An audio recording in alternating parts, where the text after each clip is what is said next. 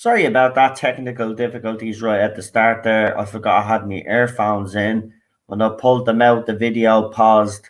It's ridiculous. They need to sort that out. But welcome everybody for our double bill Weeping Angel story. Time of the Angels and Flesh and Stone. Good two-parter, have to be honest. I really like these two Weeping Angel stories. Controversial. I think that these two stories are better than Blink. I think Blink is, while it is a good story, I think it's overrated. To be honest, I think this one is much better. Right, let's bring on our guests. And when I bring them on, I'll let them talk a little bit about the story while I get set up. Forgot to take the cable out of the bloody skybox and put it into the PlayStation and stuff. I'm going to make a quick cup of coffee as well, and then we'll get rolling. Right, let's bring on our first guest. It is the one and only PD Rich. Hey, how you doing, mate? Not too bad. How are you? I'm fine. I'm absolutely fine. I feel the same way about Don't Blink as you do. Yeah. I think it is overrated. I think they didn't cut. The Angels didn't become a real menace until this one. Yeah. This is a pretty good two-part, I have to say, and it features River song as well. Yeah, I like River. So a lot of people don't like River, but I actually really like River. Yeah, I liked River up until I still liked River up until now, but Moffat does later on kind of ruin that character. Yeah. For me. Just before we do start though, just want to actually say for everybody that does join me on panels from now on, you have to be very careful.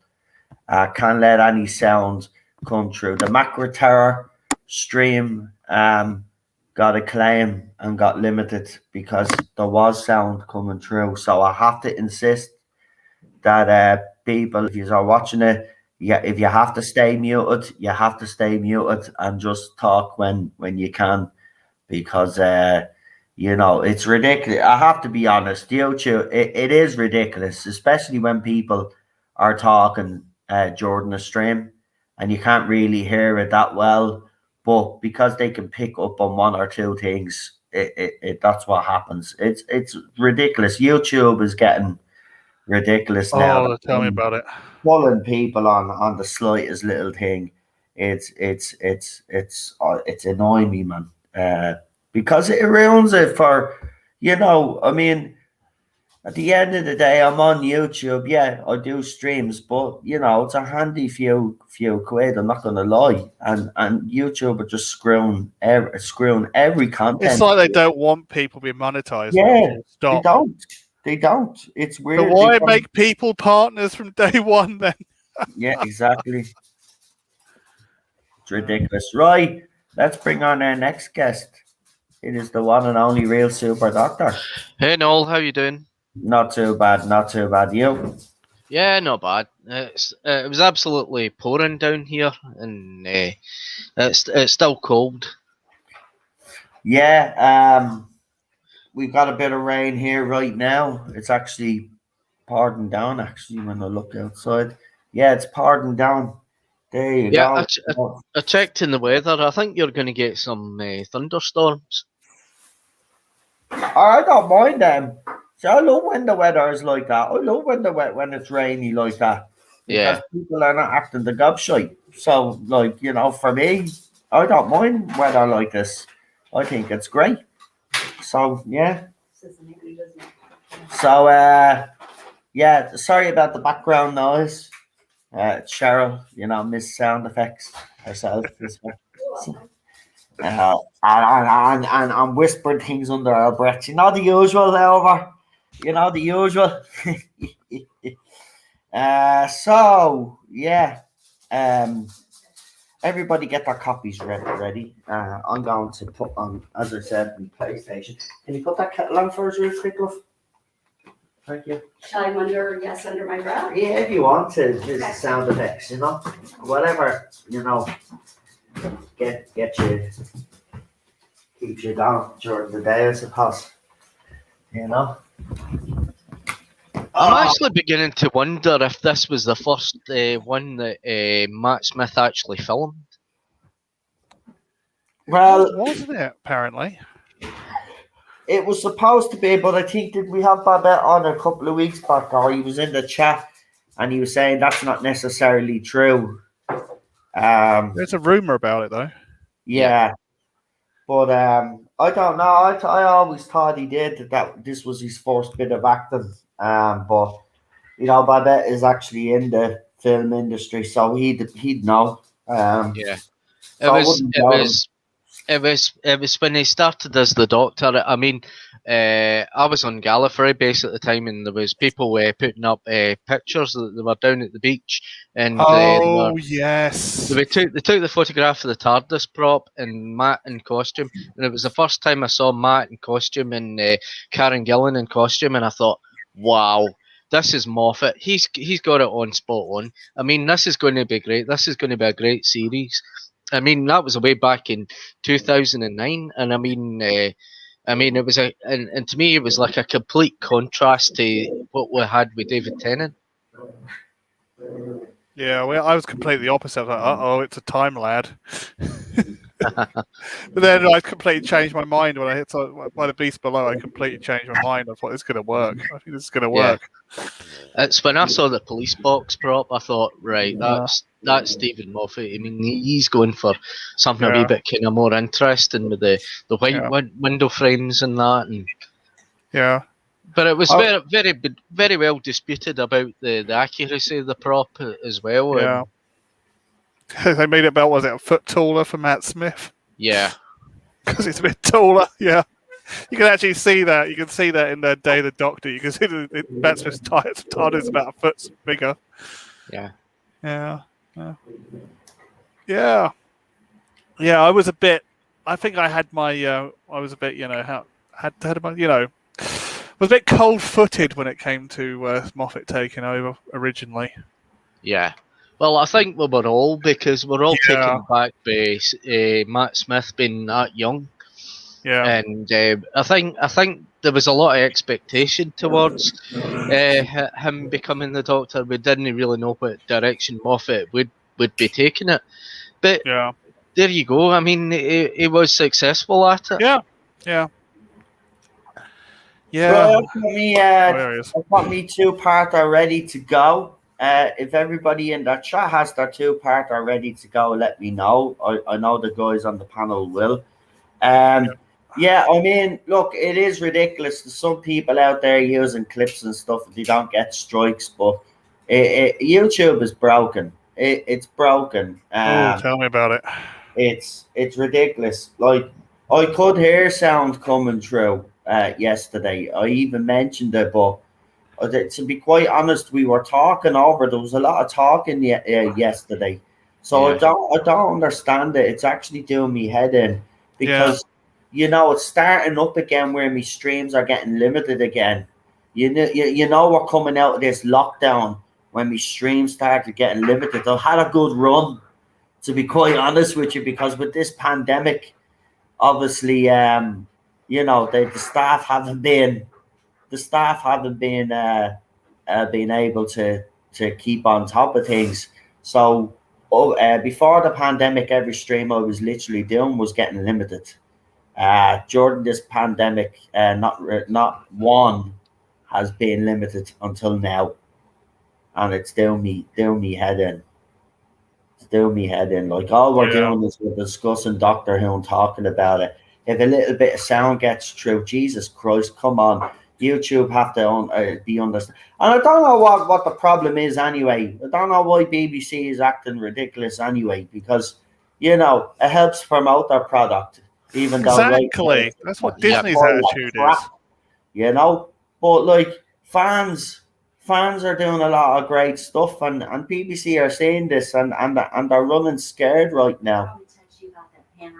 They probably are as well, yeah. I'm telling you, BBC is on the verge. A lot of people think BBC is on the verge.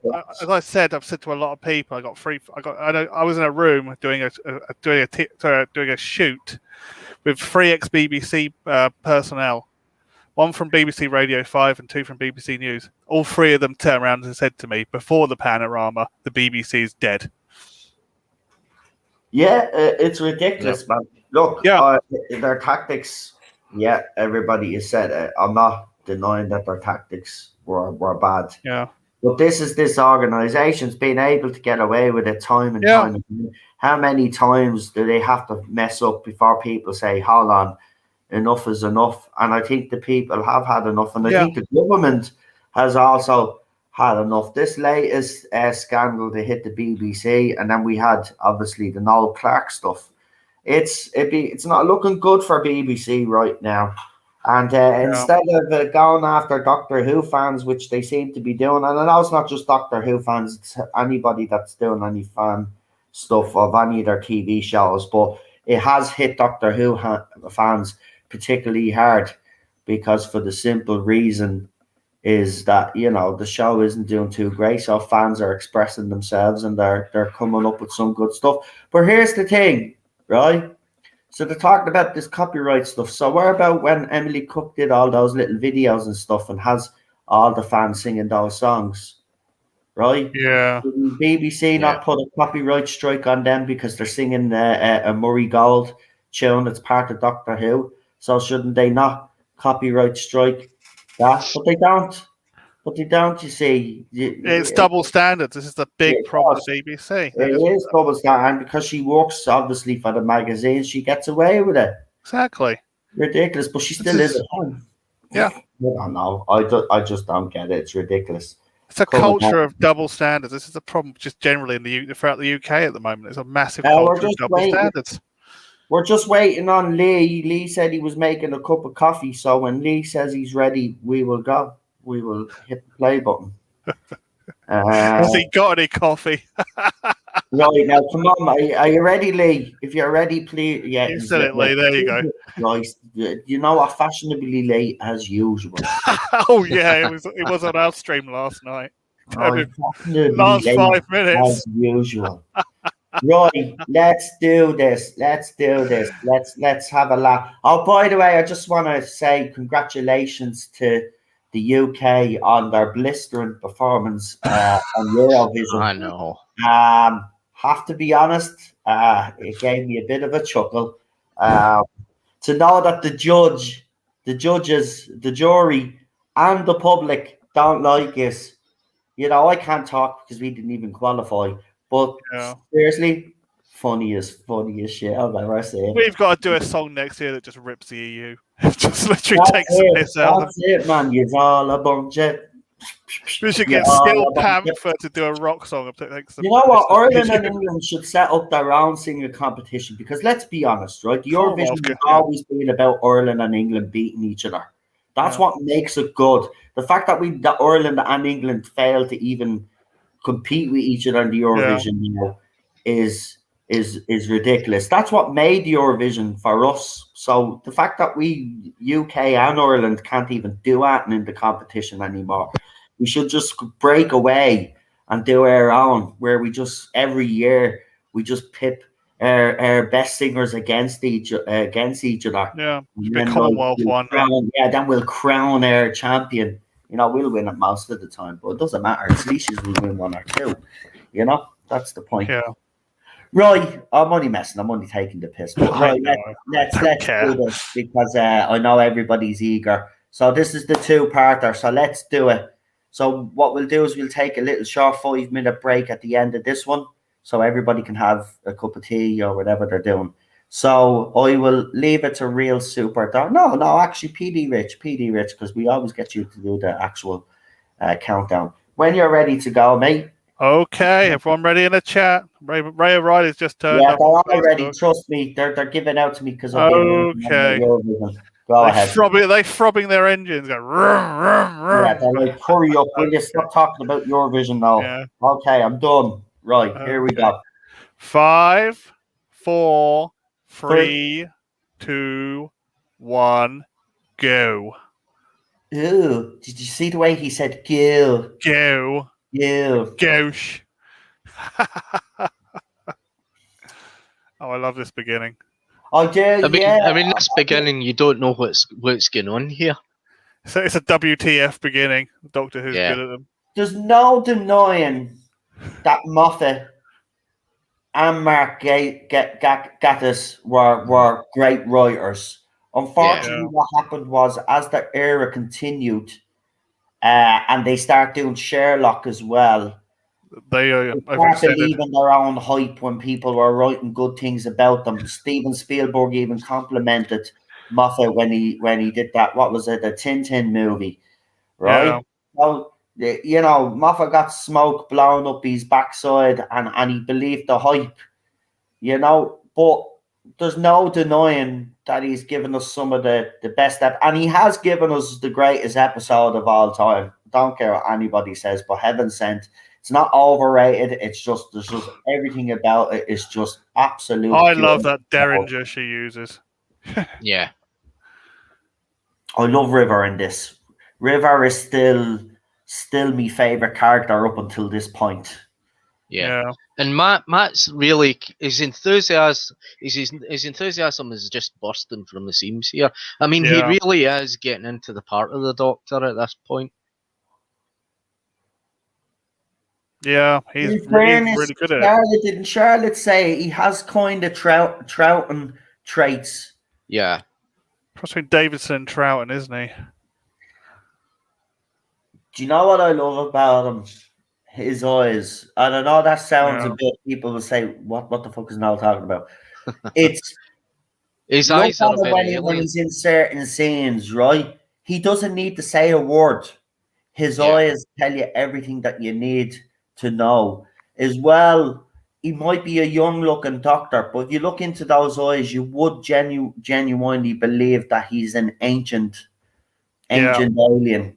This is why I love Matt Smith's Doctor. Listen, Matt Smith's Doctor, obviously at the time, you know, was a bit hesitant like everybody, but he won me over at the in the 11th hour, the very first episode.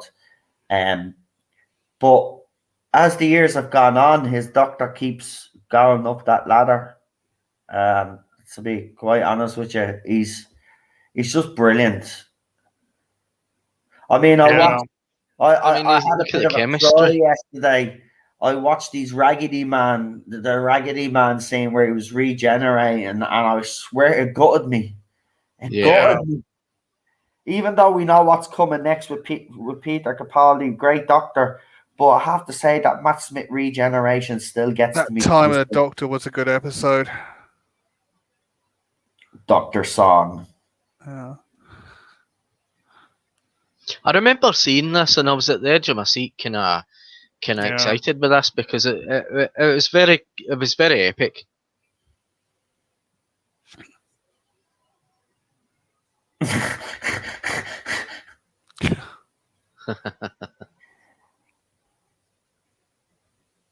She's brilliant. Yeah. I think she was one of those characters, the least you knew about, the better it was. Yeah. I mean, I was quite working out my theories about who River Song was, but... Yeah. I have to be honest, I still have problems with the way it went. Yeah. It's never set with me right, I actually have to say. But even after that, she had a few good appearances. But then he just got, I think Moffat with a lot of things, he just doesn't know when to give up on a character. Like, he killed her off, like in the Silence of the Library Forest of the Dead, right? But then he brings her back because Moffat has an inability to kill people off. So he milked River Song. And still to this day, if you ask fans, who would you like to see back, Captain Jack or River at the time when there was no controversy, it was always River Song. Captain Jack Yeah. wouldn't even get a look in. But our story is done. Yeah. That's the problem. It's And- what J.K. Rowling says about it. It's like if you're going to write a prequel, it's going to end in disaster. I wasn't keen in this title sequence. I never liked the clouds. I never liked the No, it's a lightning. time storm. No, I never liked that at all. I Yeah. thought that was just not as good as the David Yeah. Tennant one. It's not a vortex; it's a storm. No. Yeah. Took me ages to work that one out, Super Doctor. Absolute ages. About 10 years until I worked out what it was. Oh. Well. Well. I mean the CGI's quite good in this. It still Yeah. holds up today. Still the mill, yeah. Before Molyneux took over.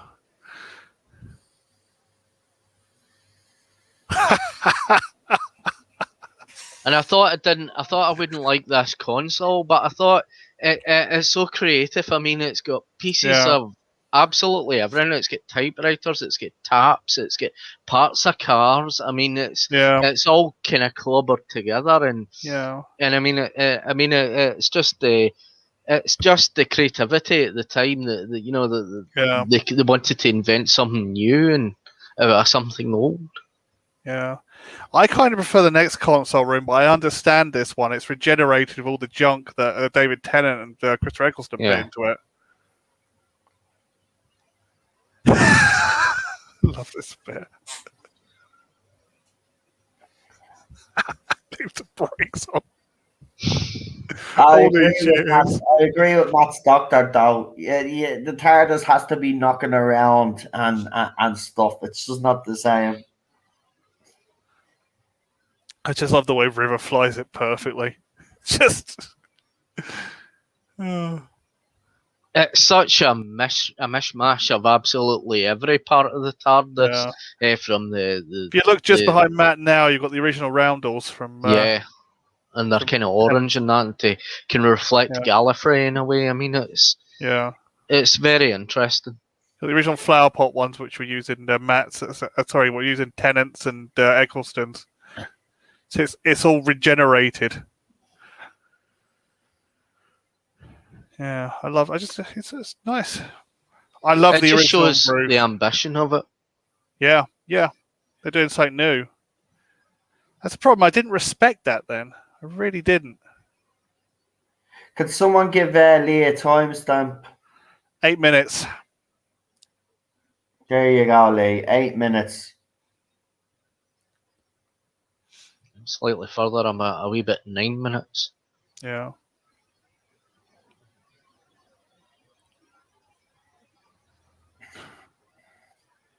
And it's good that Stephen Moffat's put the plots in advance, and it's good how it's all kind of that he's plotted this completely well, with Amy being the child of River Song, and River Song the child of the TARDIS. I mean, it is completely.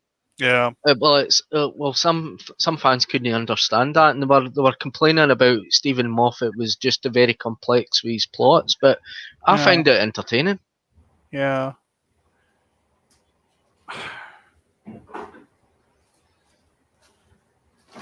Yeah. I think this is the whole reason I just said WTF after I saw Timeless Children. I thought, well, that's how it works.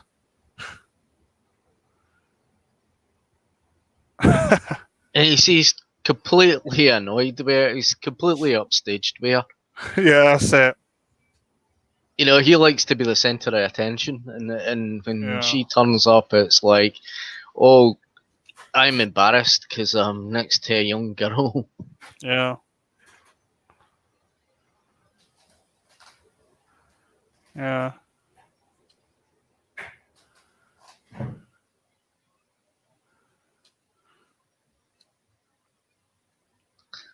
You can see the expressions in his face. I mean, he's not quite pleased with the whole situation.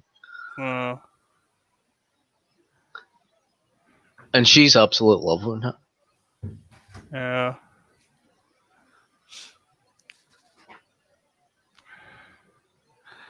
It's like when you when your uncle brings his dog round, you've got a dog too, but they get on with each other, but they don't fully get on with each other. They start peeing over everything in the garden. That's what River and the Doctor's like.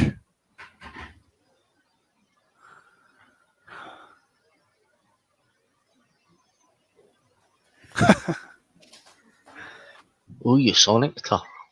Yeah.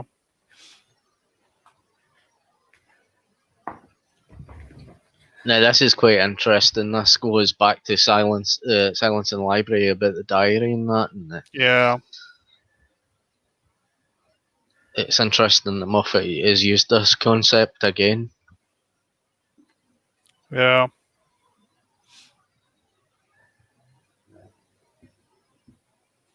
See, it was interesting, and then there was a lot of things that she said, and I was thinking, there's stories that I would have loved to see with her and the Doctor, but we never Yeah. got to see them. It's a bloke from Game of Thrones. Yeah.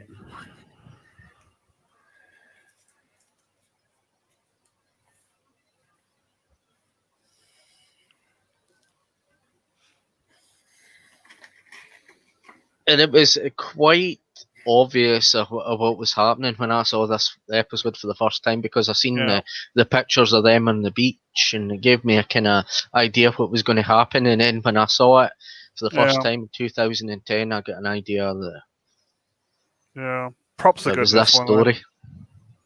It'll be interesting to see what. Don't want to kind of bring it up, but we have to because we are talking Weeping Angels.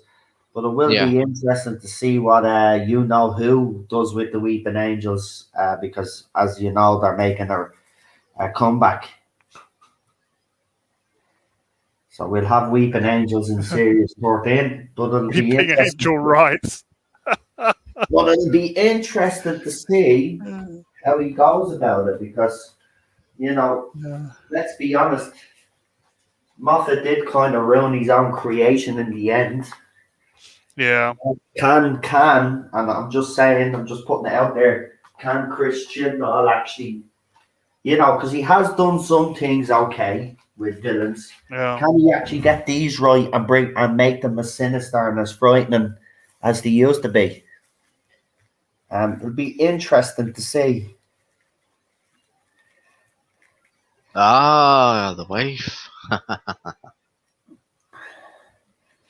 Yeah, I knew it was going to happen. Listen, when she said that line at the time, I remember turning to me brothers and saying, I guarantee you that's exactly who she is.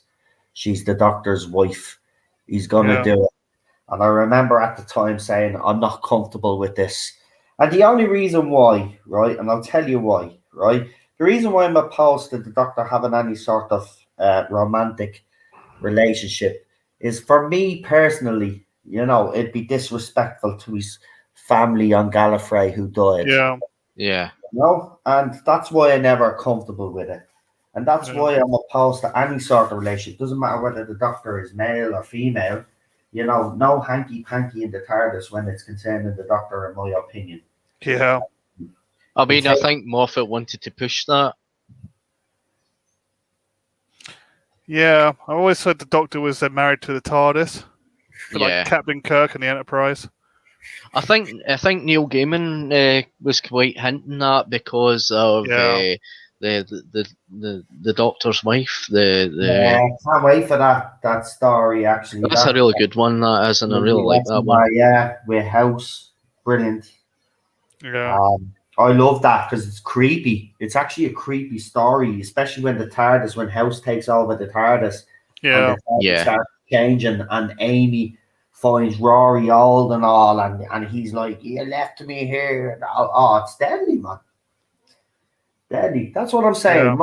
Moffat, we're not going to lie, he has produced some great stories. The thing is, though, he believed his own hype sometimes, and he do these big overarching stories, right? And he'd never be able to fill all the plot holes. No, that was Series 7 all over. Unfortunately. But, you know, near the end, he did try. I have to say, look, Season 10 gets stick, right? Because people say, the politics in Season 10. right? But I will say this, right? Yeah, there are politics in season 10, but nobody can sit there and deny that season 10 isn't probably Moffat's best since Matt Smith's first Yeah. season. Because the writing is actually good in season 10. If you watch it again and you can just, Yeah. I think people just, I've noticed a lot of it on Twitter as well and on YouTube. I think people are just moaning for the sake of moaning now. We do. Yeah.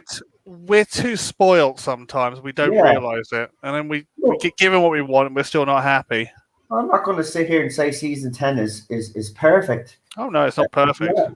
And yes, there is some politic in it. I don't like that the fact that Bill had to tell us every 5 minutes that she was a lesbian. But right in front of thingy from Great Britain. Yeah. But other than that, and him punching the Matt race, Lucas. I have to say that in Tin Ice, that was actually quite satisfying, Yeah. to be quite honest with you, because Bill wanted to do it, and the doctor says, well, and that was the doctor stepping up, as we know he does. Oh, yeah. So Yeah. I think season 10's underrated. I think people, I think if a few years from now, I think season 10 be more appreciated. And it is. It's Peter Capaldi gives the finest performances in that. And season 9, obviously, there's a few performances in there that are great. But season 10, I love the professor-student relationship. Oh, that was great. Yeah. It works. No hanky Ace again. Yeah. See, I like that bit that the doctor is a teacher and he can teach people. I mean, about his experiences, and with the chalkboards about the TARDIS and that, and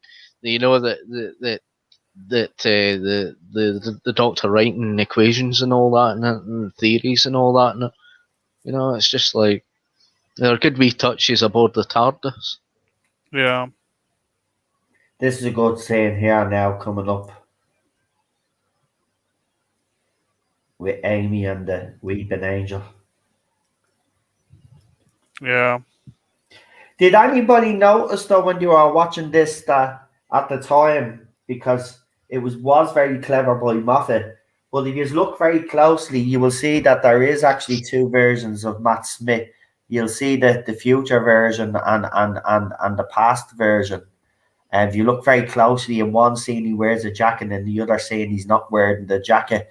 I remember Moffat was already planning way ahead on this one, and this was him sorting out the crack in the wall business, starting to sort out the crack in the wall. Brilliant. See, he did some good things. He did. Yeah. I always said he was a sprinter, not a marathon runner, Moffat. My God, do we need him back? Yeah. We need anyone back tomorrow. I mean, we need someone with intelligence that's going to write decent scripts. Yeah. Decent plots and all that. To get the audience to work out exactly what's going on. I mean, with the current era, I mean, it's just absolute bore fest. Yeah. There's nothing intelligent in it whatsoever. Season 11 sent me to sleep. Yeah. And 12 was just an abomination. Amy's in trouble as usual. And it's like, I would like to have gave it a chance to prove myself wrong, that maybe I'm wrong about it all and it's an actually good series, but no, it isn't. It's just it's a bore fest. Yeah, it's got no direction whatsoever. I mean, it started off with no title sequence. Yeah. You've no TARDIS in it. You've got this woman, and she's just pretending to be the Doctor. It's just like pretending. It's not. Yeah. You need something in that, because of the massive change that was, and because it hadn't been done before. You need some continuity. You really need that connection with the audience that knew that character before. Because I mean, when she crashed through the train, I mean, it was just like she said. 1 minute she was a white-haired Scotsman. I mean, that's nothing. I mean, you look to that to the audience. The audience is going to think, is that doing anything for me? Does that kind of remind me of the past Doctor? But it doesn't. No. No, you're absolutely spot on. I know she just behaves like a clown. It's ridiculous. It looks like she's trying to be Sylvester McCoy, but she's just not good enough to Yeah. be Sylvester McCoy. And it's like she's trying to be like Peter Davison, breathless and that, and Yeah. it's just absolutely doing nothing for her performances whatsoever. No, she's coming off. Yeah, she's coming off Western McCoy. That's the problem. Well, don't worry, because she's gone. Let's hope her boss and master also leaves as well, so we can actually hopefully look to the future with a little bit more optimism. You know, I'm not going to hold my breath anymore, to be quite honest with you. Yeah. Yeah. It's doomed. Let's just be honest. It's doomed. It's done. Doctor Who has been. And the fact that Joe Martin came in a wee bit kind of late, kind of it really overshadows the first female Doctor, because she performed better than Jodie did. Yeah. Yeah. I mean, Yeah. Joe Martin must be a fan of Doctor Who, because I mean, she really took the bull by the horns and started just getting in there like Yeah, but as any Eddie other Scarrow Doctor actually would. said, he said, Yeah. look, you know, we're kind of reaching because Jodie is that bad, but if we actually look at her with a cold, hard eye, so is Martin. She's just not good enough, and I have to agree. The two of them are not good enough. It's just, you know, BBC just look at the next choice of Doctor is critical. To get that wrong, if they get that wrong, it's game over anyway, because fans have had enough. Fans have had enough. I mean, I couldn't even do the Tardis own talks on Friday because people just didn't want to talk about Doctor Who. So I decided, well, we won't do it, and because, you know, the people are just fed up. They've had enough. See, what they need to do is they need to get rid of the Chibnall era and re-establish the mystery of the Doctor again, and have everything, you know, everything like it was undone, like all that was just an illusion created in the Matrix. Stuff well, I can actually tell you now for a fact that the Chris Chibnall era will not be erased. They won't get rid of it. So I think, look, I can understand where you're coming from. I'd love to see this erased and never remembered. But unfortunately, it's not going to happen. So I think fans kind of have to get that way of thinking out of their heads, because the BBC are never going to erase that era of Doctor Who. I'm sorry, it's never. No, they won't erase it. But you got to lock it as something universal. Like when I hear the rumors for Star Wars, when people say, "Oh, they're going to retcon the sequel trilogy. They're going to do this in certain shows, and they're going to do that." No, they're not. They're not, because those things, here's the thing. You don't like them. We don't like them. But there are other people out there that clearly do like them. And they're not going to put those people off, because those people have the power to cancel people. So I think we need to kind of get away from this whole thing of trying to retcon this era. It's not going to happen.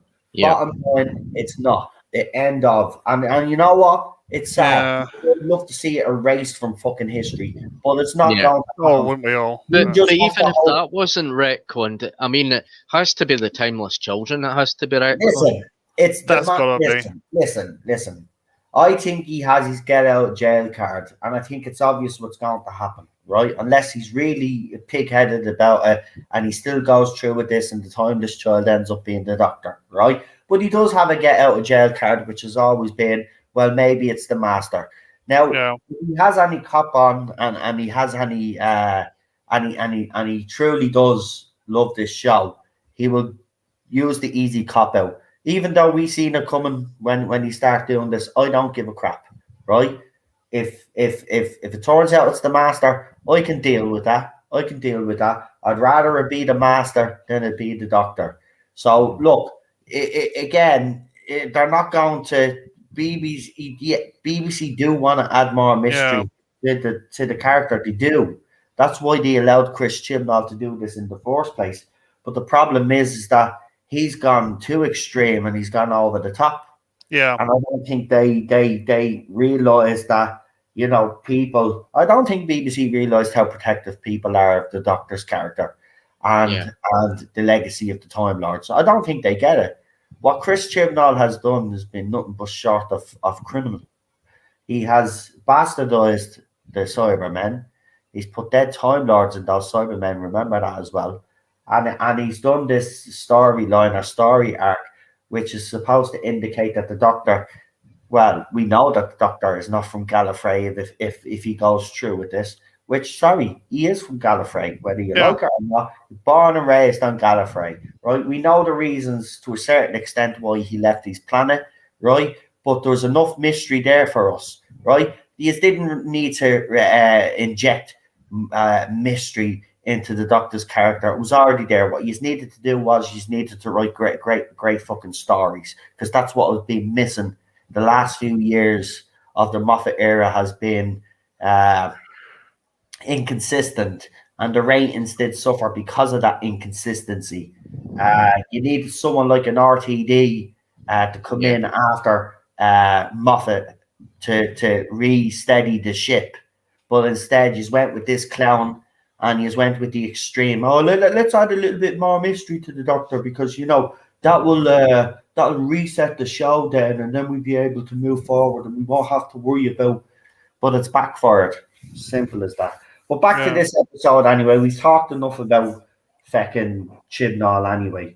Let's watch some decent Doctor Who here now. This is a great bit by Stephen Moffat here. What he's written, and he's written in that Amy has actually become a weeping angel. Yeah, You know, by her encounter with the weeping angel on the television screen. yeah, it is very clever. Yeah, it's very clever. And as she rubs her eyes, you can see that the stone in the sand comes out her eye. It's very good. Yeah. It's very good. I like this because it's in a cave. Like, it's very atmospheric. You know, it's creepy. Timestamp again, please. Jesus Christ Almighty. 33:36. That's it. Listen.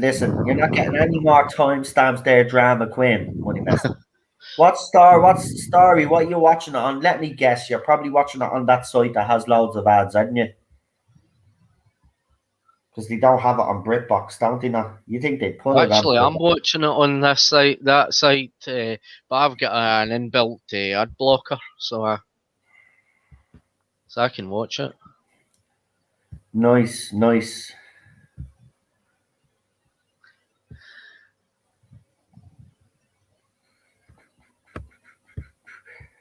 I mean, Cave's working Doctor Who, and that's interesting because Stephen must have got the idea from the Pertwee era with the caves and all that, and Caves of Androzani and Earthshock, and I mean that's all these kind of mysterious caves kind of work.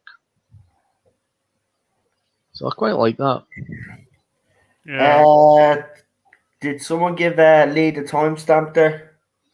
Yeah, it'll be 35:9. There you go.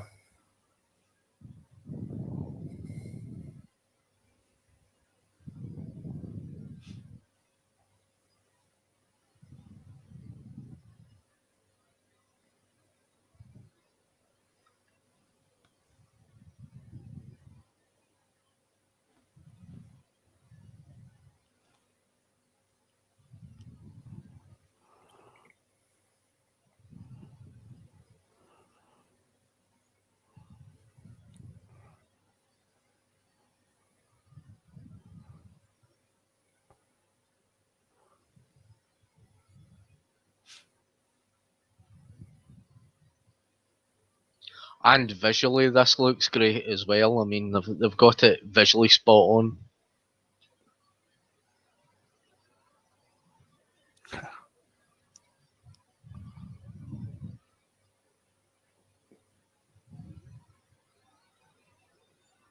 And the timing of Murray Gold's music, I mean, you can't make this any better.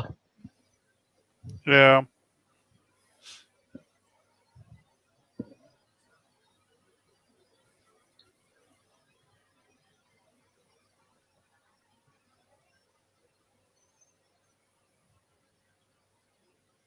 Yeah, I think we are half an hour in only. Yeah.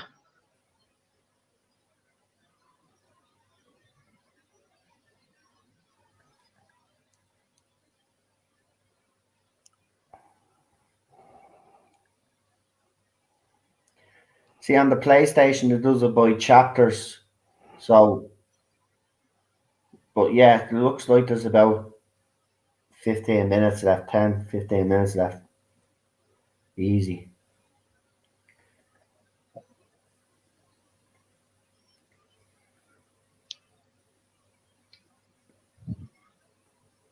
Right, now they've just figured out that the Oplands are the weeping angels now. Yeah. So River has that Yeah. look on her face. So that's exactly where we are, Lee.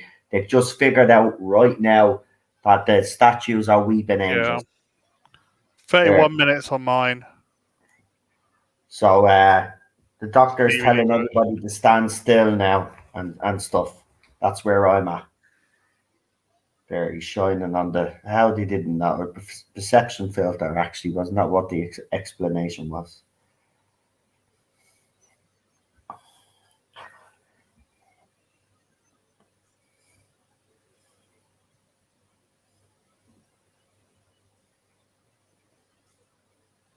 Weeping angels. And actually, these were people actually in makeup and that and Yeah. prosthetics.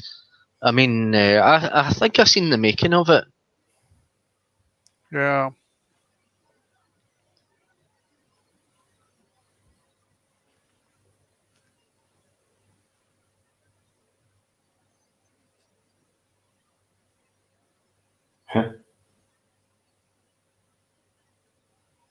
There's a nice little cliffhanger coming up. Yeah. And I remember when I first watched this episode, and then it came up with the cliffhanger. We got an ad with Graham Norton coming right over it, and it kind of upset quite a lot of people that because they loved it ruined the cliffhanger. Yeah. Yeah. Also, he did the same as well. Jordan RTD's run.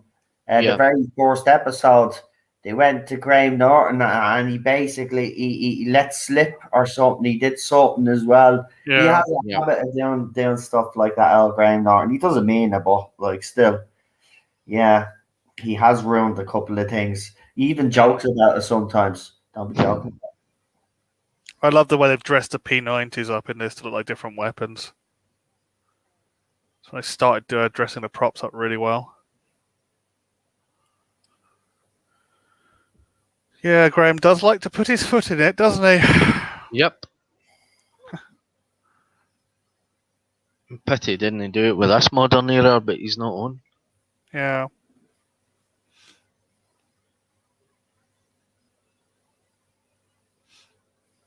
A friend of mine used to know one of the sound guys who used to work on that show. But with this episode, imagine the amount of people that was actually talking about this, how the Doctor was going to get out this episode, and with the Yeah. Weeping Angels. I mean, it must have created a lot of talk back then. Yeah.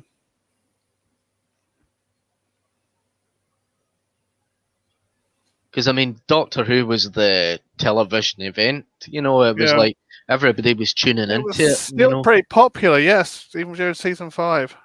Yep. It wasn't until kind of season 8 it started to dwindle a bit. I think that was because they were putting it on side by side with Strictly Come Dancing and all That's it. that. Yeah. And because the popularity of Strictly Come Dancing, because of the Yeah. the amount of viewers that were just waiting in to tune into that, because that was kind of Yeah. overshadowing Doctor Who. So I Yeah. think the move to the Sunday night was because of that. Yeah. Yeah, well, they made a mistake moving it to Sunday night. It's Yeah. quite honest with you. It's also the cutting the seasons in half. I kept cutting the seasons right in half. Yeah, well, hopefully, if we do get a new showrunner, they might go back to the 13 episode format. Don't give a shit. Like, Yeah. I'd rather have 13 episodes at 45 minutes each, you know, because it means Doctor Who is on for half of the year, basically. Yeah.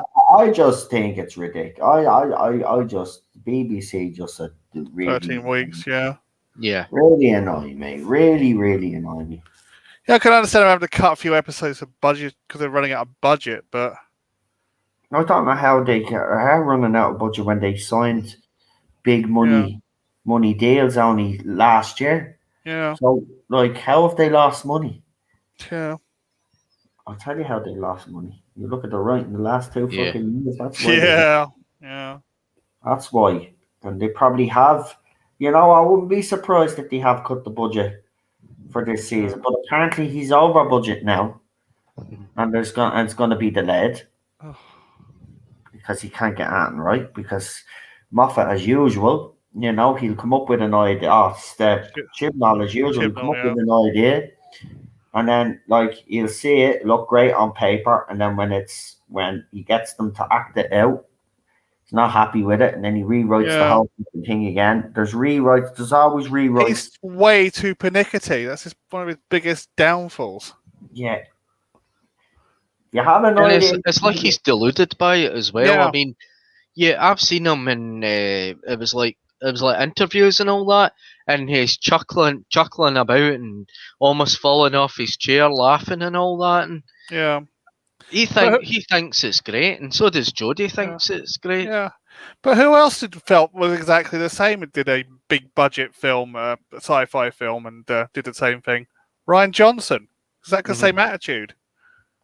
In fairness to Whittaker, though, I will say, like, she's probably being told that she's great, so she's gonna believe that it is great. So I wouldn't hold that against her. I mean, it's Chibnall's delusion, like, he actually thinks he's writing something great. Yeah, and I mean, if nobody is telling, look, I know Jodie's she is aware of some of the backlash and the towards our era and towards her. But I wouldn't say she's being made fully aware of how bad it actually is. She does live in a bubble, and Chibnall lives in his own little world where he's brilliant. Yeah. I mean, why should she care? I mean, she's getting money at the end of the day. Yeah. Right. Well, listen, look, we keep going back to Chibnall anyway. Yeah, I know. Fuck him. Yep. Yeah. This is a good part now because Amy can't move, or she thinks she can't move. Yeah. What the doctor bites her on the hand, isn't it? Yeah.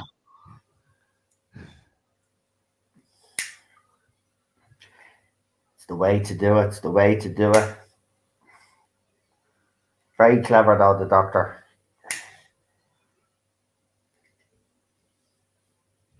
See, loved it.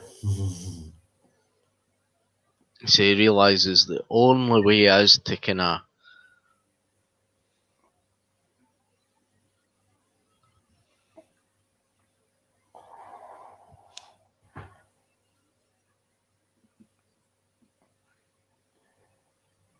Oh, the cliffhanger is coming up now, shortly. Yep. This is it. This is a good little part, actually. The gravity bubble made. And there's a good speech here from Matt. Mm-hmm. I mean, this is the Doctor. This is the. We got the WTF moment coming out, don't we? Yeah. From the trailers where Matt's shooting a gun and people, what? Yeah. I was like, he has. And then when I saw, I was really like, no way. What's he gonna do with this? Then when I saw it, I thought, oh, that's all right. Don't worry. No, carry on. Overreacted. Of course, but again, it just shows how protective we are of the Doctor's character. The Doctor is a certain way, and if it's written in a way that goes against what we believe the character should be, because that's the way it's being written, well, then we're going to say something, So even then, in the Moffat era, there were things that we weren't happy about, and we called him out on it. Except he threw his toy. He always threw his toys out of the pram. That one. He'd show his utter contempt for fans if they didn't like his stuff. But I look at that two ways. It shows that he actually cares about fan feedback in a way, and at the same time, it shows me how arrogant He is. Yeah. But I think you do need that little bit of arrogance. With the Doctor, and because the Doctor changes his appearance, I mean, we've got to have that sort of continuity. We've got to have that continuity in the character, because that's what kind of makes the show survive. You know, from Hartnell to Troughton to Pertwee, Yeah. etc. We need that kind of link so that we can establish that as the Doctor. And when they start to change the character and start to introduce things like socially awkward and all that sort of stuff, I mean, it's like, I mean, what's the point in that? I mean, that Yeah. are they trying to make the character of the Doctor darker and unfeeling and different? Yeah. I mean, if you want to do some great storytelling, you've got to keep some kind of continuity. Right. Well, Yeah. I'm going. I'll pause it when we get to the second episode. But I don't know if people want to take a break or just want to get straight into the next one. Just got to change the disc. Give me a minute.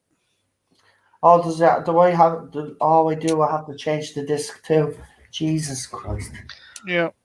I've just got to press play. Pushing down. There we go. Right, I have it here anyway, handy. But Jesus, man, you think they? I hate the way they did these discs. Actually, I remember you always had to, even with the two parts, you had to really change a disc because you couldn't put them on the fucking same disc. And I hate the way they put the DVDs in these fucking box sets as well. Right, where are we? Flesh and Stone. Oh, we got Vampires in Venice next week. Yeah. Yeah. The old sexy Irish vampires. Yeah. I remember they made a big deal about that at the time because it was Irish models or something that they got to play the vampires. Oh, the vampires. Good episode, actually. Good episode. I like it. And the actress that's in that recently passed away, remember? So, Yeah. I think it was filmed in Albania. Yeah. There was photographs. Someone took photographs of them on set, and it was down at the kind of the harbour bit with the Tardis prop there. yeah. And with the photographs, it was like Matt's hair was getting a bit darker, but it was more kind of channeling Troughton at that point. Right.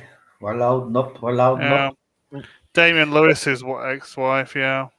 Yeah. Right. If everybody's ready in the chat, please press 1 so we know that she's already. But yeah, Damien Lewis's wife, yeah. And apparently she Helen McCroy, said she apparently now, if you believe the media, but apparently when she found out she was gonna die, she told her husband that, you've not to like sit around and move on with your life, and you need someone all well and good. I suppose she's not gonna know because she was a great actress. She's great. She's actually in that Doctor Who episode as well, yeah. And she's been in some great shows as well. It's such a shame, and seriously, there's celebrities dropping dead left, right, and centre as well. It's sad times for him right now. That's what I've always said about cancer, though. It's not a thingy killer. It'll kill anyone. Yeah, it's not a picky killer. Sadly, it's not discrimination. That's the one. It's not. It's an indiscriminate killer. Sorry, I lost a word. Right. I'm ready though. Yeah, I'm ready. Yep, same here. Previously, right? So previously. So that's the way it is on the disc. So that's the way we're gonna go. So I see everybody's pressed 1 in the chat as well. We're about to kickstart the second episode. If anybody needs me to wait a minute or two, let me know right now, because if not, we're going to do the countdown. So I'll give you a couple of seconds to answer, because I know on StreamYard it takes. Yeah, there's a 10-second delay, isn't there? Yeah. Don't forget to hit that like button as well, folks, if you don't mind. And Lee's mum apparently got Damian Lewis's phone number back in the day. Woo. Right, I think we'll just start. So, PD Rich, if you want to knock yourself out. Sure thing. Let's go again. Okay, everyone ready? 5, 4, 3, 2, 1. Hit the play button. Previously on Doctor Who. River.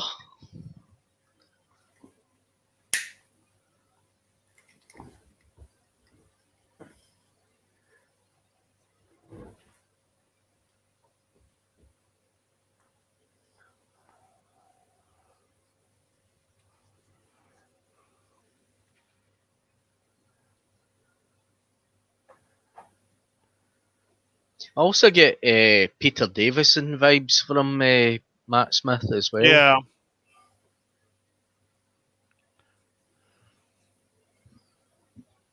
I'm glad he went for more of a kind of Patrick Troughton kind of Doctor. Mhm. So I was worried he was going to go to Peter Davison.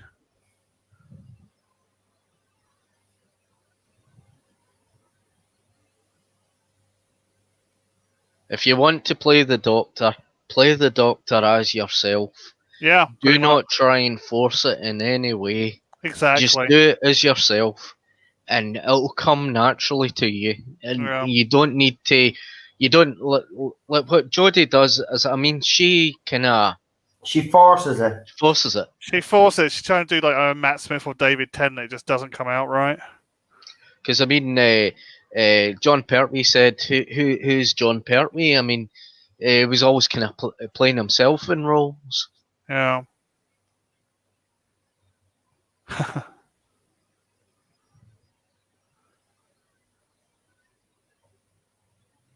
So I think Stephen Moffat done the right thing in casting Matt Smith. Yeah.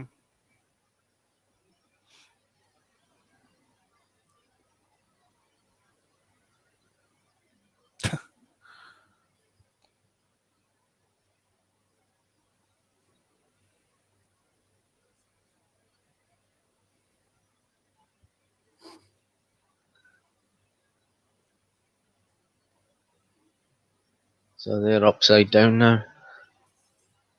On top of the spaceship. Yeah. Or underneath it, the way it is. I think they're actually on the side of the ship. We have to look at the corridor.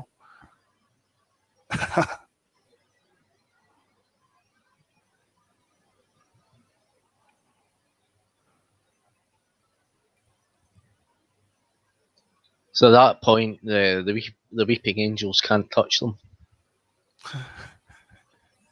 Technically, they should have been kind of like stuck laying down on the side of the ship. Been able to walk on it. Gravity's orientated to the right. Oh well.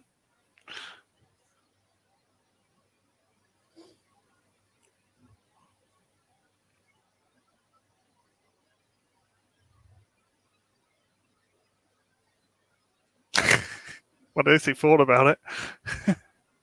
I wasn't keen on Matt Smith's sonic screwdriver at first.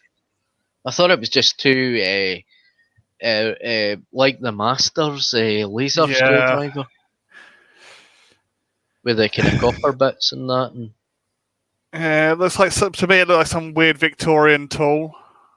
Yeah. Looked a bit too Victorian. Can't say on the stream what I thought it was used for, but it looked like a weird Victorian tool.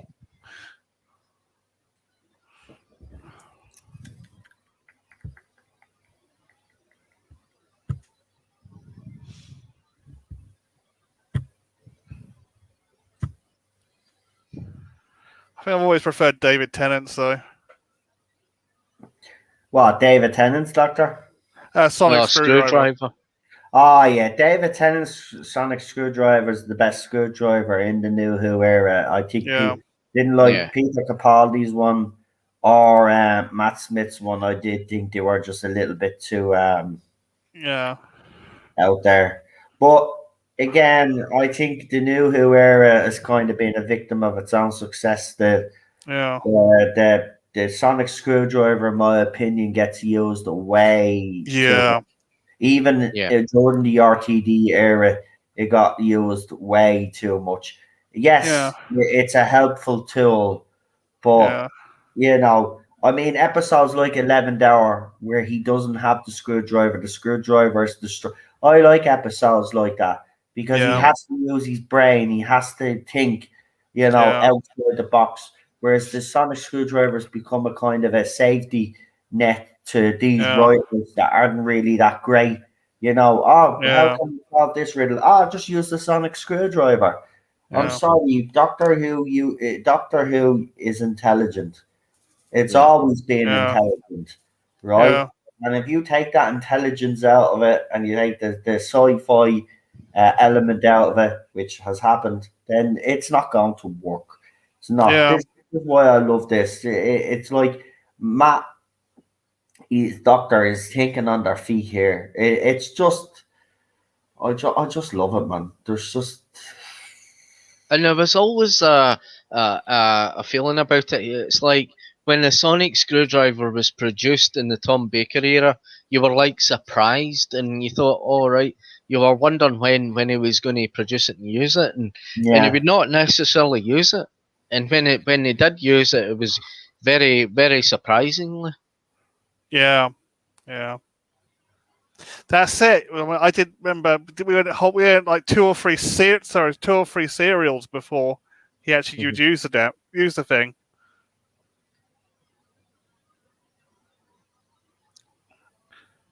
He would sometimes only use the sonic screwdriver once in an entire series.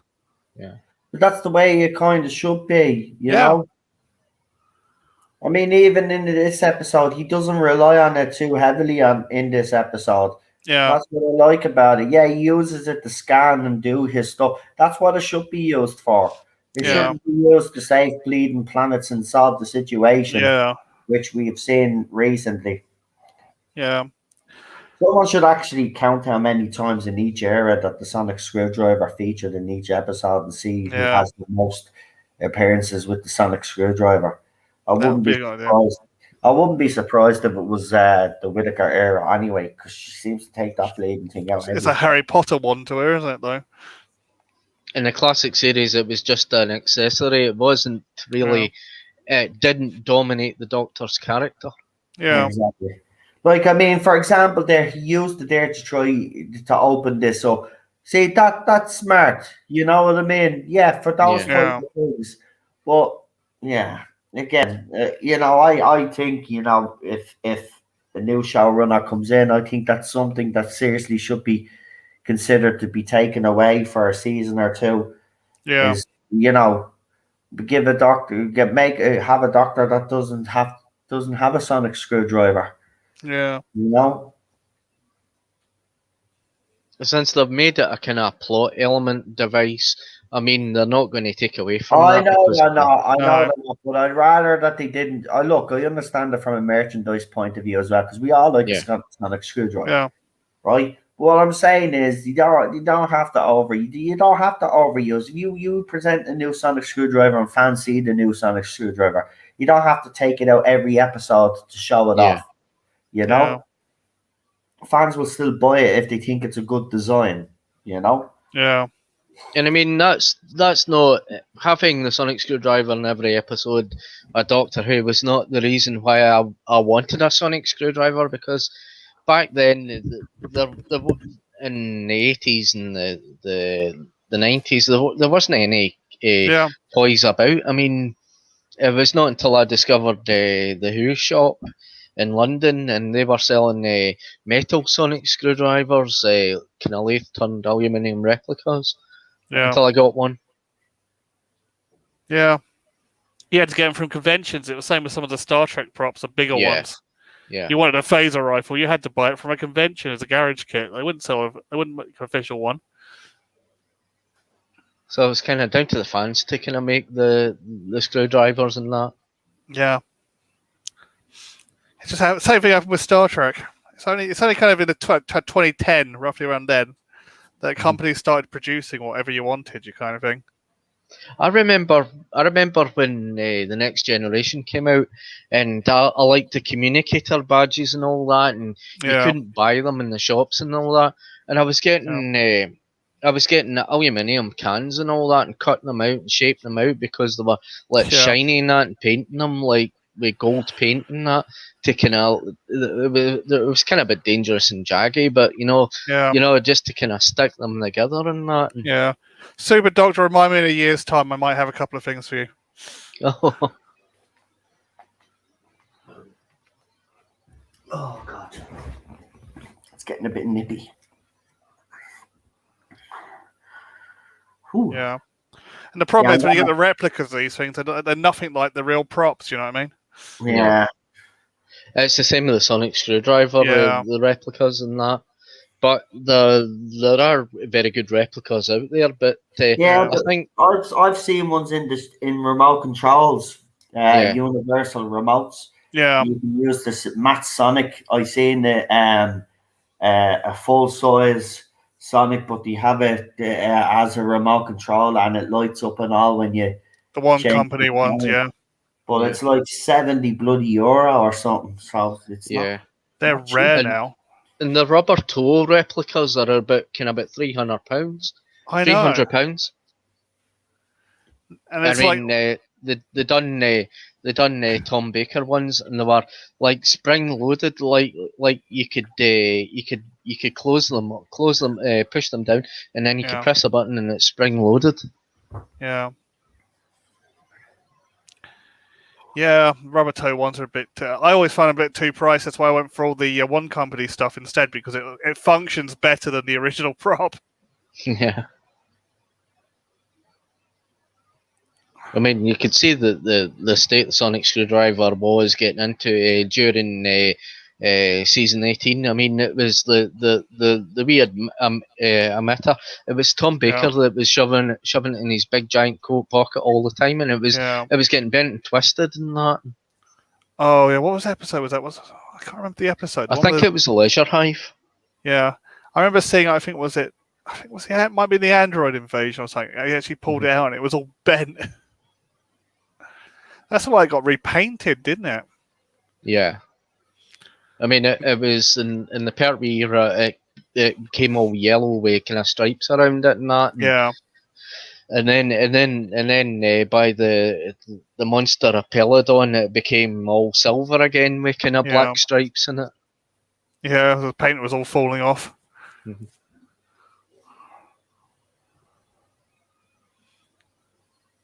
And by Planet of the Daleks, it was completely silver again. It was exactly the same as Tom's. Planet of the Daleks, he referred to it as my ultrasonic screwdriver. Yeah. So, and then with Patrick Troughton's was just a simple pen torch. It was an ever-ready pen light, wasn't it? Yeah.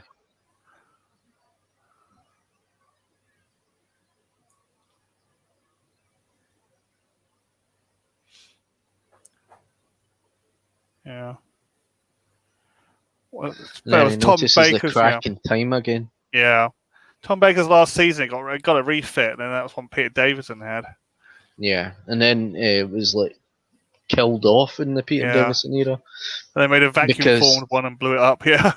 Yeah, it was because John Nathan Turner thought it was just getting used too much. John Nathan Turner came in at a point where he thought that K9 was just too smart to be around the Doctor, because the Doctor was this intelligent being, and he didn't want Romana because it was just like crushing the Doctor's intelligence and all the abilities that he could do. Yeah. So he decided to get rid of the Sonic Screwdriver and forget that episode. I think it's the Visitation. Yeah, the Visitation. Yeah. Got blown up on the floor. Yeah.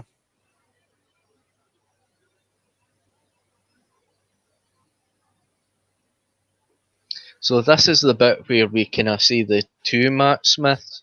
The one without the jacket. The jacket's on the Weeping Angel. Yeah.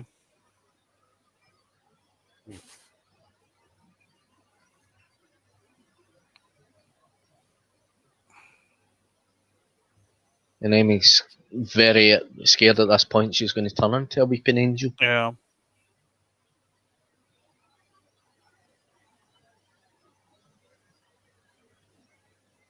So I think the cracking time is a good plot to this. Yeah. They 'Cause, used I it in mean, Doctor Who The Adventure as well. They kept using the cracking time. Yeah, and I mean there was the end of the Silurian episode. I mean, with Matt finding a part of the Tardis, you know, it was just like broken off from the phone panel door, Yeah. Oh, that was and a then brilliant. I wanted that prop replica. and then and then and then I'm looking totally confused and totally in a panic about it and that, and Yeah. you know, it's just like him being the all-knowing, all-being, and then finding this. And I mean, Yeah. he just doesn't know what it was all about. Yeah. Yeah. I would have thrown my money at Nick Robato for that prop replica. Yeah. The destroyed TARDIS door. I think Rubber Toe Replicas did that. I don't know. Yeah. They did the full door, but they didn't do the damaged one. Yeah. Full door panel. Did 2 versions of it. I was wanting the damaged one. He never did the damaged one.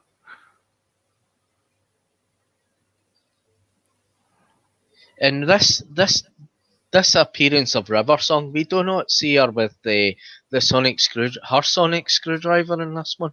Yeah. So this is an interesting one as well. They're always meeting in different time zones. Yeah.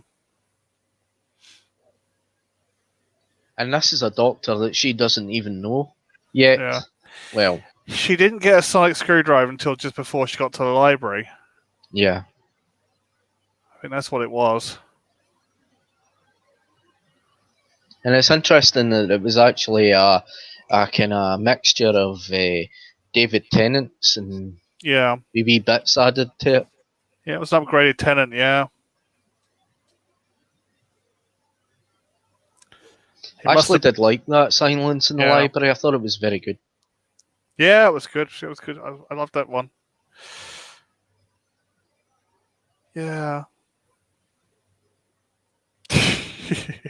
Yeah. But I always thought the River Song was just an overused character. Yeah. You know that yeah. it was like until her story was finished. I mean, it took until Peter Capaldi to get her story finished. Yeah, yeah. That's what I always thought about when Matt Smith regenerated. I thought, well, are you going to finish the River story? Or is it going to end up like the Alliance from the end of this series?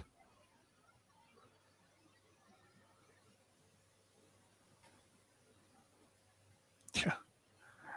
Yeah, but I always liked the River's future sonic screwdriver. I always think it was built from the 10th Doctor's one that blew up. Mm-hmm. That's why it was all grey, because that was like a blue-grey colour. I think the Doctor kind of took that and kind of fitted that and put it back together for her and TARDIS. It would explain it. point. Explain why there's all bits stuck on it and bits missing, you know, and there's a hatch on it.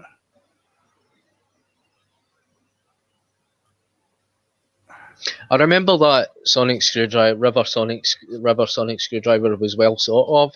I mean, when it came out in the toy version, I mean, lots of people bought it all up, and you could never go into like Argos or Woolworths or anywhere. No, I couldn't get hold of it. I couldn't. Well, I had to do it at the end. If you get the single version, mm-hmm. If you get the single version, they re-released when they started releasing the single Sonics. Started re-releasing. I think they released it for B&M. Yeah, they started releasing them single. If you got the one of the red or the blue only one, and you knew what you're doing, you could crack it open and you could put a tactile switch and a rectangular LED and a dual color LED in, and you could convert it back. Yeah. To fully working. All they've done is just taken a few parts out and locked it in one mode.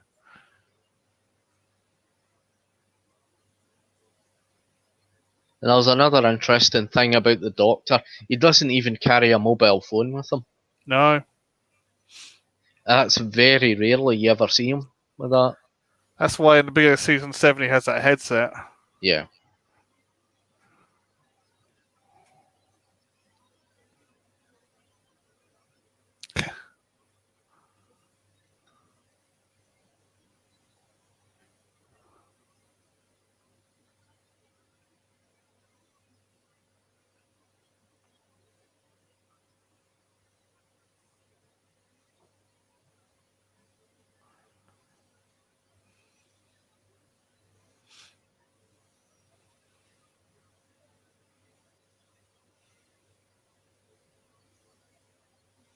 I mean, Matt's costume was actually kind of his choice. Yeah. I mean, he went through quite a lot of costumes, trying out costumes for the 11th Doctor, and there was one. It was a suggestion that a pirate costume, Oh yeah. and kind of Matt wanted the trout in the bow tie, so it was Yeah. actually kind of. I don't know if it was his clothes, Matt's clothes. It's his father's one, isn't it? And the coat, the tweed Yeah. jacket. It's his dad's tweed jacket, I think. Yeah. Yeah, he turned up for a late audition in Yeah. this bow tie and a tweed jacket, and they said, "That's it. I think we've got the look."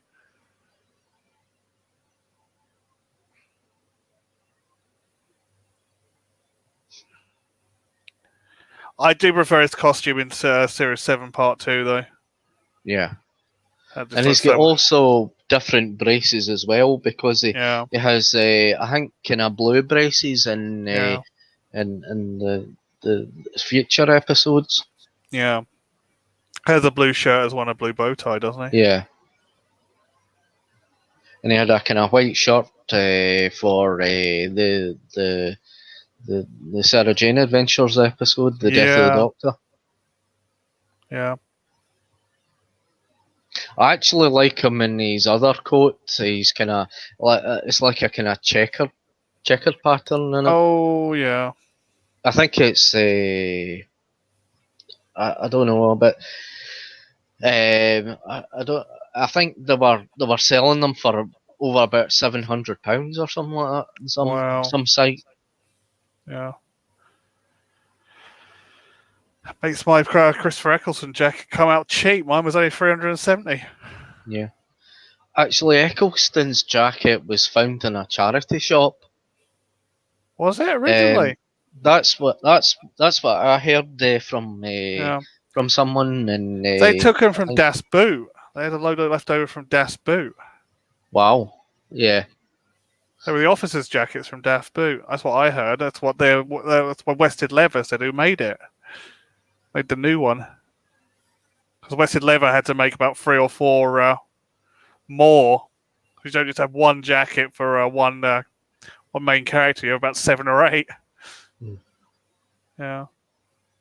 Wow. And it was like a kind of distressed look, because Russell T Davies was wanting this idea that he was this traveller, and he didn't really care, and the leather jacket was like torn or ripped or scuffed, and that you can see scuffed it was around the like, edges. Yeah. You can see it scuffed around the arms and that, and yeah. You could also see that it was kind of polished up at the lapels. Yeah. That's fun. Never heard the story of it being a charity shop. I always heard the story that it was taken from the BBC, the BBC wardrobe department from Das Boot. Well, I think it was Louise Page at the time. Yeah. I think she was the costume designer. I'm not sure, but I saw I think a video of her around with a rack of clothes and all that, and like they were trying on leather jackets to see which kind of one that suited Chris. Yeah. And I think that one was the final one was found in a charity shop, but I don't know if that was true or not. Yeah. Yeah.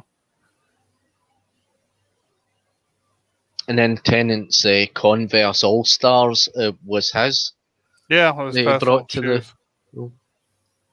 So I can see that with Tennant, it was more he was trying to get something youthful, like kind of Peter Davison, the glasses and all that, and with Peter put on the glasses, and it gives that kind of intelligent look to the Doctor. Yeah. And I remember there was something in an article where Sylvester McCoy was moaning because he didn't get to wear glasses because he was kind of short. I don't know if it was short-sighted. Yeah. But when he was filming Time in the Rani, I mean, he couldn't see a thing without these glasses. Yeah. Yeah, I think he was. When he asked Probby, he was actually on set with him Mhm. when he was with his Appreciation Society. Because Yeah, sometimes there was moments he would be in a studio with his costume and his full costume on, with his umbrella and that, and his Panama hat and his glasses. yeah. Oh, yeah. But it was John Nathan Turner that doesn't want anything like that. I mean, he had it for Peter Davison, the accessory, but Yeah, rarely say the half moons come out. You know, yeah, it was just like for Castor of Alva. yeah. Yeah, it's weird. Weird like that. Yeah, GNT was a bit like that. It's like, Yeah. And then for Frontios, I mean, he took out his half moons again. yeah. It's not as bad as, what's her name with the contact lenses.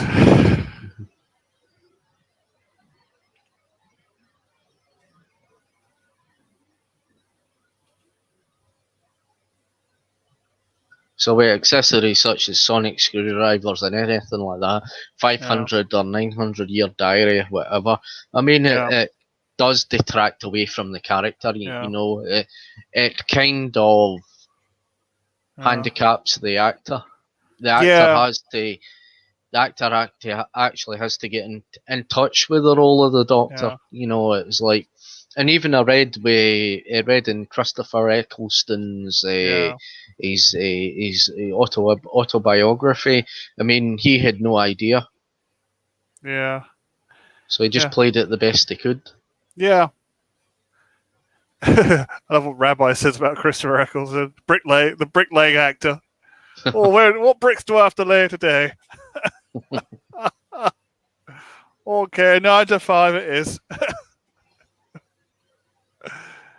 Yeah. I don't criticise Christopher Eccleston's performance in Doctor Who, because I mean he really kind of brought the show back. I mean, he played a you've good got part. every credit to give him Yeah. for that, and He played a good part, but it's just his attitude behind the scenes. Bricklayer Doctor, as they call him. Oh. Yeah, but he was going through a tough time, though. I thought he was a kind of a pub going person rather than being the Doctor, you know, with the short hair, the leather jacket, and the jeans and all that. I thought, that's not the Doctor. Yeah, he didn't really have the look.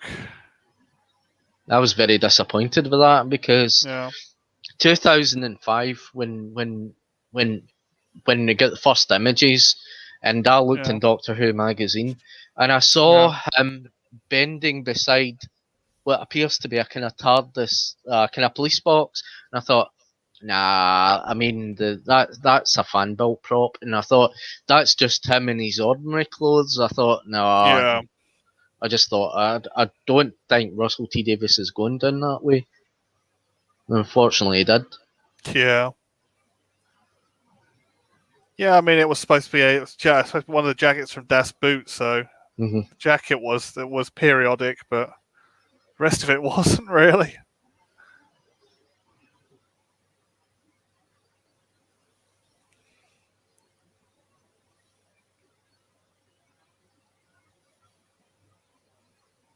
But as the Doctor is the quintessential English gentleman, I mean, he's got to be kind of smart. And I mean, even with William Hartnell, you can see that from the pilot version to An Earthly Child, you see those differences in the costume. I mean, at first they wanted them to be a kind of smartly dressed kind of Victorian gentleman, you know, with a shirt and tie and that, and then it became this kind of bow thing, and kind of necktie and with the collars up and that. Yeah, he did change that costume a lot. They also changed the character of the Doctor a lot from the pilot to the original first episode. And I think Troughton only got just a couple of trousers changed in that, and a couple of bow ties and that, and his bow tie was like in a safety pin, and it was Oh yes, put through his shirt. yeah, Because it I've kept seen quite a falling lot of off. photographs of that. Yeah,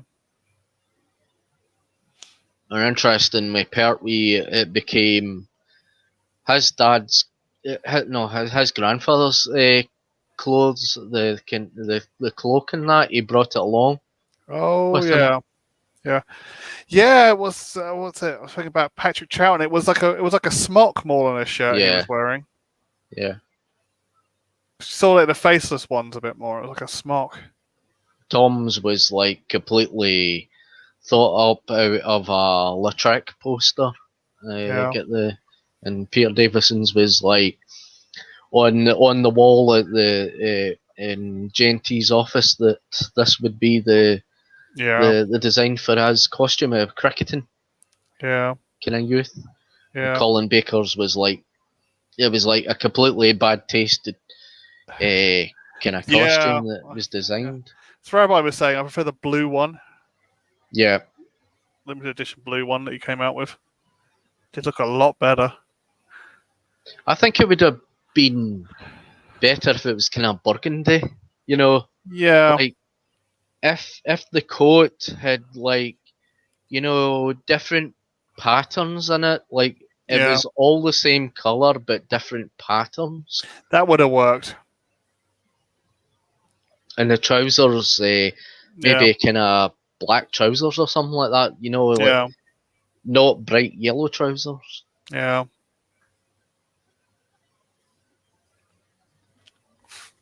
Yeah. I seen Colin's coat for the Ultimate Adventure. It was like kind of purple patches and all that, and reds and that, and it looked quite good. Yeah. Oh, that sounds awesome.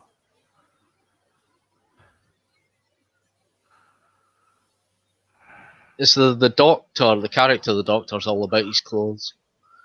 And then Matt Smith, I mean, he knew what he was going to go for anyway. Yeah. And the smart look is the kind of the Doctor anyway.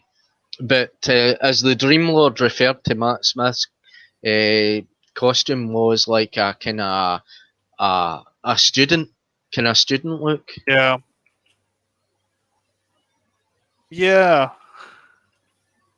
I don't know if it's a kind of history student, the look. Yeah. For Matt's costume. Yeah. Yeah, he was going for kind of like a 50s kind of, kind of student, wasn't he? Or a kind of a 40s professor. And it was the hair that Moffat said, because of the kind of floppy kind of hair he had, that it kind of features in with Peter Davis and Paul McGann, it's got that kind of vibe about it. It's like, and I see the colours, the cups of his shirt. It's like it's got the kind of stripes. Yeah, like got a lot of detail in his costume. Like Colin Baker's cuffs in his coat. It's got that kind of stripe. Yeah. Yeah. As I said, I kind of referred Colin Baker's real-time costume. Mm-hmm. I mean, I thought it was that real-time costume when I saw it in photographs. I thought it was just too blue. I mean, the question marks were blue. Yeah. I think it was just too blue. They just went over the top with that. Yeah. And then I don't think that would have worked quite well if it was on the television because of the green screen. Oh yeah. Because greenish tinge, yeah. It wouldn't have worked. You have to use complementary lighting to the costume, or the most colour in the shot to get rid of the green kind of tinge. Because if you want flesh to show up better, you got to use like a pink kind of gel on the lighting.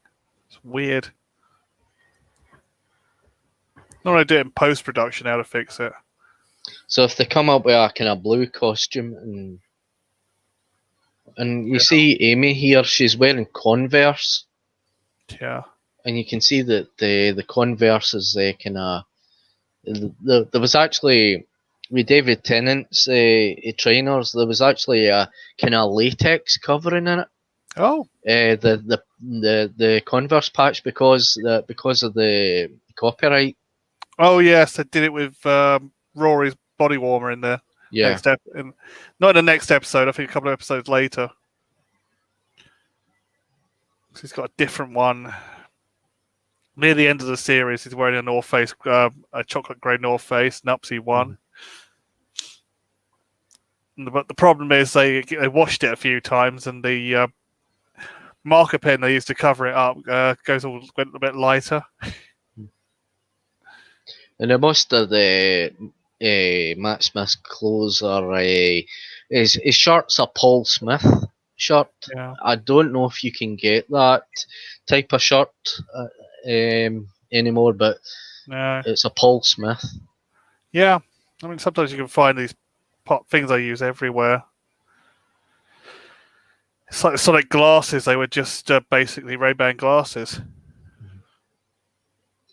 And then his shoes were the boots were All Saints.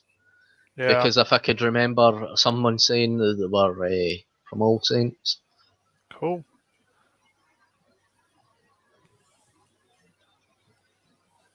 I think that was right up until he regenerated into Peter Capaldi. Yeah. What boots did Peter have? Loki's. Oh, that was the Loki boots. Well, they were Loki shoes to begin with. Yeah. And I think they were about, I don't know, they would have been very expensive. I don't know. Yeah. Trying to remember what body warmer that Rory originally had, because the one he originally had was actually about 350 quid. Yeah. Can't remember what. It was designer, and they went down to a North Face one in the end.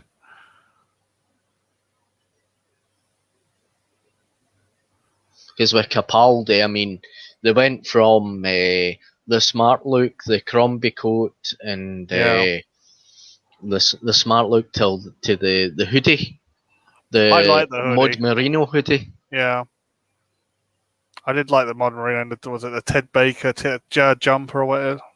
Yeah, and it was the Top Zara Shop, paint splatter he wore. It was like, yeah, and I think that was about kind of £50 that at the time.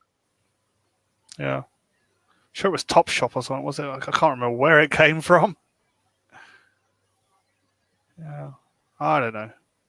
And the t-shirts Capaldi wore for some episodes, they were from I think it was House of Fraser. House of Fraser did stuff. So the weird thing is they'd probably send someone out, the costume designer or that, to go out and buy the stuff. Yeah, and a lot of they stuff. would choose it. Yeah, they will just get people to get buyers to go buy it off the shelves. Mm-hmm. Yeah, the reveal. I did like Capaldi's the coat with the hoodie look. I mean, that thin hoodie, thin merino wool hoodie, just slipped over the back of his coat like that. I mean, it looked a very good look when he had it halfway zipped. Yeah, I liked it. I preferred it. That's kind of his what's his series? Kind of more season 9 costume. Mm-hmm. I really liked his season 9 costume. Yeah, I like the sunglasses as well, and the Sonic sunglasses. But a lot of people didn't like the Sonic sunglasses, and they wanted to get rid of them. Yeah, well, I can understand he wanted to get rid of the screwdriver, didn't he? Because Davros had tainted it. So, do you remember when there was fans out there complaining about, Matt Smith's doctor kissing a lesbian without consent and smacking Tamara on the bum? I wonder what they'll say about this scene coming up now when Amy basically throws herself on top of the doctor without consent. Yeah. And he basically makes it clear he doesn't want to be kissing her. Yeah.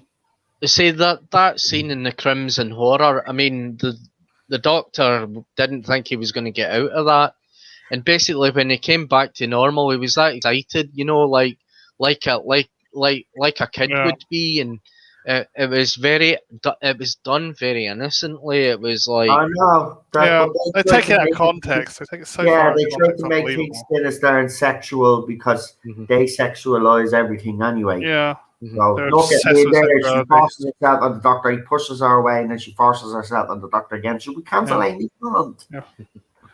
We have to go back to the 1800s and under-sexualize everything again.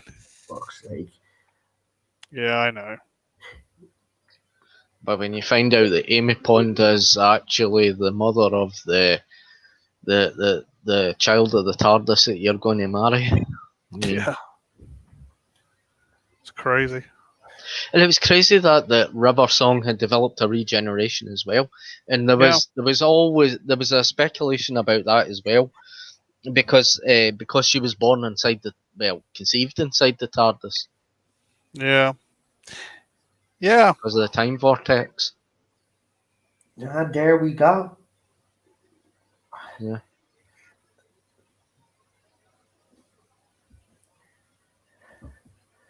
Right, I'm at the end credits there. I'm still at the angels flying. Oh, okay. Well, we'll Yeah, wait a couple of seconds.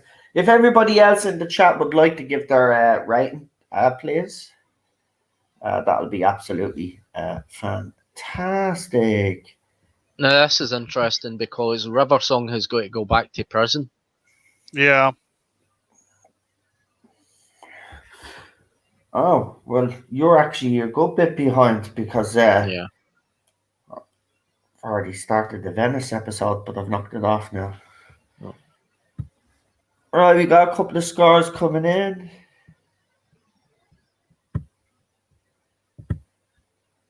Right, I'll give my score.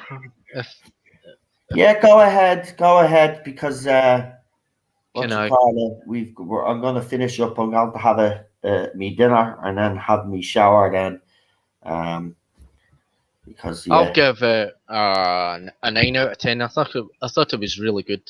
I mean, it's an entertaining episode. I mean, it's one of Matt's best. It gives him a lot of stuff to do in it, and meeting River Song again and dealing with the Weeping Angels again, and it's very creepy. It's very mysterious and all that, and you know, I'll give it a 9. fantastic. PD Rich. I give it a 9. I don't give it a full 10 because I wasn't very impressed with the second part, but I think the first part was really good. Just kind of the end of the second part in the forest bit got a little bit annoying. But yeah, it's a good episode. I give it a 9.5 out of 10. I do like this two-parter. It's a good solid two-parter. Matt Smith's Doctor, absolutely wonderful. So yeah, a 9.5 out of 10.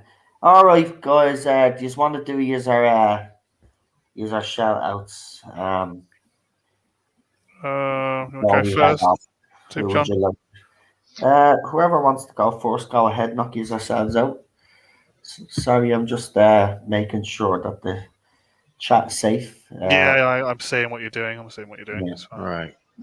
So walk away. Walk away there. Hey. Well, I should be on with Cockney later on Captain Cockney Spock's channel. If you can tune in, that'd be great. Fantastic. But I'd also love to give PJ maybe a shout out as well. He's doing. I think Daniel's currently on with him. Yeah, they're on the stream. Yeah, so go and head over to PJ maybe stream after this. We'll probably be on later with Cockney. Is that it? Yeah, it's me done. Okay, that was easy. Real Super Doctor. I've got a channel under Real Super Doctor on YouTube, and I've got a Twitter account under Real Super Doctor. And Fantastic. I'll be on the A Night to Remember watch along on Wednesday. Is that right? Yeah. Well, actually, Yeah. I was going to keep that as a surprise. To do a little trailer, but you put on the cover now. So, like, there you go. Well, yeah, so Wednesday we do have I was going to do a little trailer, but there you go. John put his foot in it, but it's my fault. I never know. I didn't believe and tell him. I didn't believe him. What doesn't matter, night to remember. So because our Raise the Titanic stream did well after the fact. And there seems to be a little bit of interest in these Titanic. So we decided to do a few of the Titanic movies that are out there. So if you want to join us for that, please do. It's actually funny. The same names that are being blocked now were on me other channel last night. Actually, they threatened to have me shot when they said get no scope to just to let you all know. These trolls, I haven't done anything, as you know. We've been doing these wrongs. I haven't reacted to anything at all. I'm not even going to react to what they're saying there. They're just sad anyway.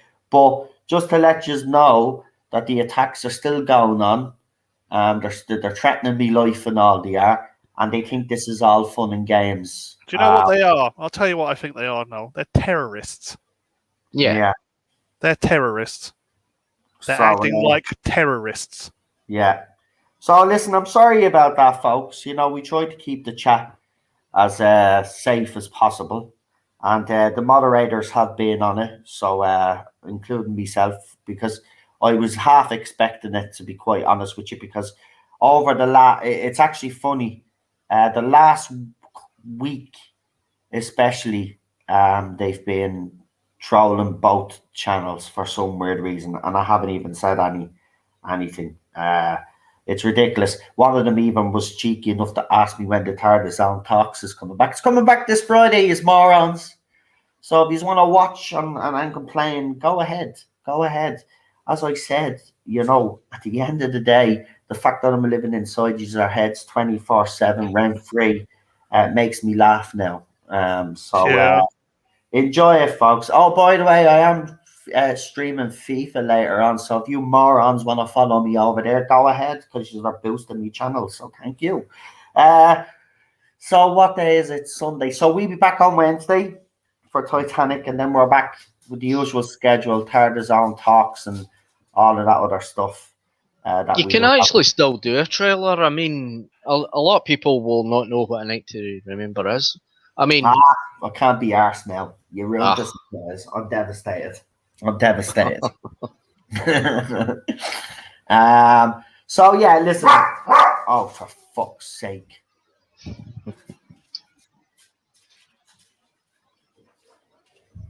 She's bringing him out, that's why. You think he'd be happy because he's being brought out, but no, he has to have moan about fucking everything he does. So yeah, listen. As I said, we're back to normal schedule from next week. So come and join us. We have plenty going on. Oh my God, the Prince Philip now. Well, it's grand. I've already blocked it down. Listen, I've said what I've had to say. Just leave it now. I mean, even last night when I was doing the FIFA stream, I didn't even acknowledge them. It's the best way, So just let them. They're sad. They've nothing better to do. And I'm not going to get upset or whatever about it anymore. These people hate me. Fair enough. They're never going to change their opinion. So let them. Right, so that's it. We'll be back, as I said, normal schedule now. As I said, Ted is getting back to fucking his normality now, so we'll be able to do all the things that we're supposed to be doing. So we'll be back. So listen, enjoy your week and stay safe. Look after yourselves, and I'll leave you now with the channel trailer. Have a good one. And as I said, stay safe. See you later, folks. Bye-bye. Right, see you later. Later.